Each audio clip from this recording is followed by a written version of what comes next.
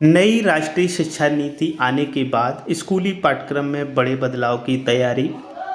स्कूली पाठ्यक्रम में शामिल होंगे गेम्स और पहेलियाँ। उसी संबंध में देखते हैं डिटेल क्या है, क्या वास्तविकता है, क्या इसमें शामिल किया जाएगा, क्या न्यू होगा, क्या हटाया जाएगा, क्या परेशानियां किसकी बढ़ सकती हैं और किसको इसका फ़ायदा होने वाला है। ये पूरी जानकारी हम लोग इस वीडियो में कवर करेंगे। तो सबसे पहले देखते हैं नई राष्ट्रीय शिक्षा नीति आने के बाद स्कूली पाठ्यक्रम में बड़े बदलाव की तैयारी चल रही है। फिलहाल इनमें जो बड़ा फेरबदल देखेगा वह पहले के मुकाबले रुचिकर होगा।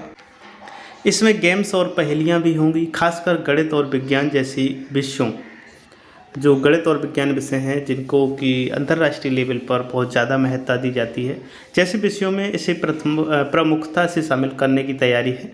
शिक्षा मंत्रालय ने राष्ट्रीय शिक्षा शैक्षिक अनुसंधान और प्रशिक्षण परिषद यानी कि NCERT को इस संबंध में जरूरी कदम उठाने के लिए कहा है।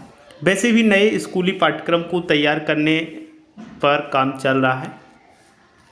खास बात यह है कि राष्ट्रीय शिक्षा नीति में पाठ्यक्रम को रुचिकर बनाने के लिए गेम्स और पहेलियों को शामिल करने की सिफारिश की गई थी। फिलहाल मंत्रालय ने यह कदम इसलिए भी उठाया है क्योंकि मौजूदा समय में पाठ्यक्रम को तैयार करने का काम तेजी से चल रहा है। इसके तहत वर्ष 2022 तक पाठ्यक्रम को तैयार करने का लक्ष्य रखा गया है।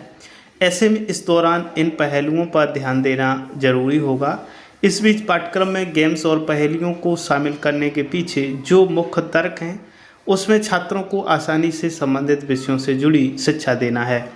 मौजूदा समय में छात्र गणित जैसे विषयों की पढ़ाई से डरते हैं। इस बदलाव से उन्हें मदद मिलेगी। शिक्षा मंत्रालय इससे पहले भी स्कूली शिक्षा को डग और डाटा साइंस को शामिल करने का प्रस्ताव कर चुका है। इसके लिए पाठ्यक्रम तैयार करने का काम शुरू हो चुका है। स्कूलों को डग की पढ़ाई 6वीं से 8वीं कक्षा तक और डेटा साइंस की पढ़ाई 8वीं से 12वीं तक होने प्रस्तावित है। सूत्रों की माने तो मंत्रालय ने स्कूली पाठ्यक्रम से जुड़े सभी विषयों को तेजी से काम शुरू किया है। वैसे भी यह नई राष्ट्रीय शिक्षा नीति लागू करने के लिए तय किए गए लक्ष्यों की प्राथमिकता में शामिल है। इसके साथ ही स्कूली शिक्षा से जुड़ी ज़्यादातर सिफारिशों को अगले साल तक लागू करने का लक्ष्य है। इसमें सभी स्कूली छात्रों का नया रिपोर्ट कार्ड तैयार करना शामिल है। एक स्किल से जोड़ना है, कम से कम एक स्किल से प्रत्येक बच्चे को जोड़ना है। इसमें प्रत्येक स्वास्थ्य सहित पूरी शैक्षणिक गतिविधियों की जानकारी होगी।